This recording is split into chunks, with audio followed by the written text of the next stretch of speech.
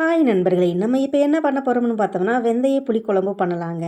வெந்தயத்தில் கொஞ்சம் புளிக்குழம்புல வெள்ளைப்பூடு இதெல்லாம் சேர்த்து புளிக்குழம்பா பண்ணோம்னா, டேஸ்ட்டு சூப்பராக இருக்கும். இப்போ வாங்க வெந்தய புளிக்குழம்பு பண்ணுறதுக்கு அடுப்பில் ஒரு பாத்திரம் வச்சுக்கோங்க.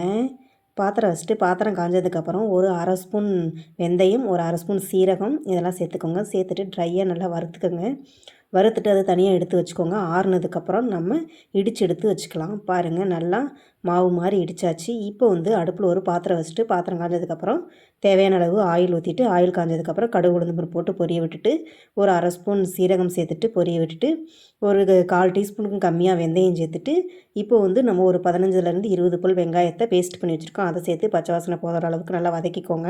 நல்லா வதக்கிட்டு 2 தக்காளியை பேஸ்ட் பண்ணி வச்சுருக்கிறேன், அதையும் சேர்த்துக்கோங்க. சேர்த்து நல்லா பச்சை வாசனை போகிற அளவுக்கு நல்லா வதக்கிக்கோங்க. நல்லா வதக்கிட்டு இப்போ 2 கொத்து கருவேப்பிலை, கொஞ்சமாக வெள்ளைப்பூடு எடுத்து சேர்த்துக்கோங்க.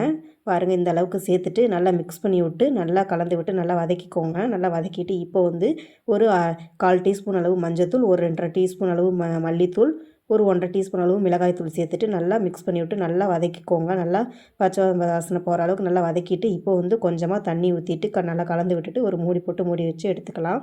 பாருங்கள், இப்போ தேவையான அளவு உப்பு சேர்த்துட்டு நல்லா கலந்து விட்டுக்கோங்க. நல்லா கலந்து விட்டுட்டு இப்போ ஒரு மூடி போட்டு நல்லா கிரேவி கன்சிஸ்டன்சிக்கு கொஞ்சம் வரட்டும். வந்ததுக்கப்புறம் இப்போ ஒரு மீடியம் சைஸ் நெல்லிக்காய் சைஸ் புளியாம்பழம் எடுத்து இந்த அளவுக்கு கரைச்சி வச்சு சேர்த்துருக்கேன். சேர்த்துட்டு நல்லா கொதி வந்ததுக்கப்புறம் நம்ம தேவையான அளவு தேங்காயை பேஸ்ட் பண்ணி வச்சுருக்கிறேன். அதை ஜாராக அதில் பிழிஞ்சு விட்டு நல்லா கலந்து விட்டுக்கோங்க. இப்போ தேவையான அளவு தண்ணியை சேர்த்துட்டு நல்லா கலந்து விட்டு கொதிக்க விட்டதுக்கப்புறம் நம்ம இடித்து வச்சுருக்கிற வெந்தய சீரக பொடியை இதெல்லாம் சேர்த்து கலந்து விட்டுக்கோங்க. நல்லா கலந்து விட்டு கொதி வந்துருச்சு.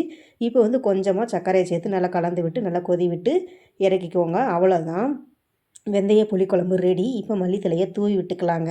அவ்வளோதாங்க, வெந்தய புளிக்குழம்பு ரெடி. நீங்களும் உங்கள் வீட்டில் இது மாதிரி ட்ரை பண்ணி பாருங்கள். டேஸ்ட்டு சும்மா அட்டகாசமாக இருக்கும். நான் எங்கள் வீட்டில் இது மாதிரி ஃபஸ்ட் டைம் ட்ரை பண்ணி சூப்பராக இருக்குது.